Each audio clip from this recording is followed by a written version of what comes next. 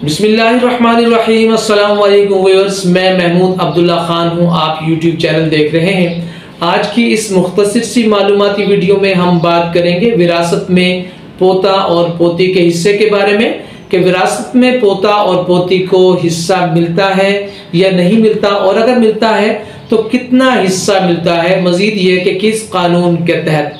तो गुजारिश है कि 1961 से पहले, 1961 से पहले विरासत में पोता और पोती को हिस्सा नहीं मिलता था, और जब कोई आदमी फौत हो जाता तो उसके बच्चे विरासत से जो उसको मिलनी थी उससे महरूम हो जाते।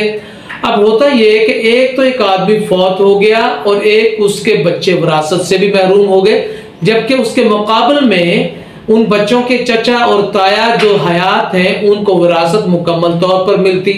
तो कई दफा ये देखा गया कि दादा अपनी जिंदगी में उन पोते और पोतियों को विरासत से हिस्सा यानी अपनी जायदाद से हिस्सा अपनी जिंदगी में दे दिया करते थे, हिबा की शक्ल में, ताकि ये महरूम ना रहे।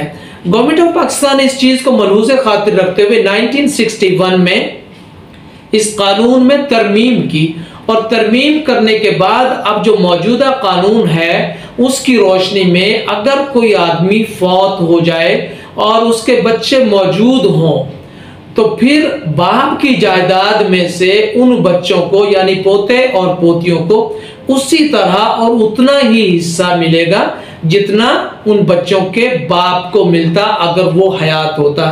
तो इस तरह अब मुकम्मल तौर पर वो बच्चे विरासत में से उसी तरह हकदार हैं जिस तरह उनका बाप या उनकी माँ अगर हयात होती तो उनको मिलता, और वो हिस्सा उनको मिल जाएगा और उन सब में वो तकसीम हो जाएगा।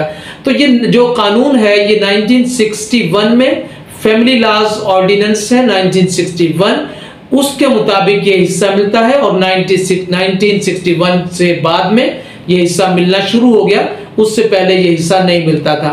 अब कोई बच्चा पोता या पोती जिसको विरासत से महरूम कर दिया गया हो तो वो अदालत में जा सकता है और बआसानी वो अपना हिस्सा अदालत के जरिए ले सकता है, मुकम्मल हिस्सा जितना उनके बाप या उनकी वालिदा को मिलता अगर वो हयात होती।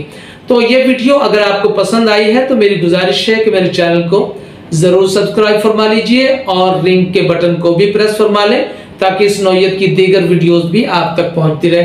अपना ख्याल रखिएगा। अल्लाह हाफिज।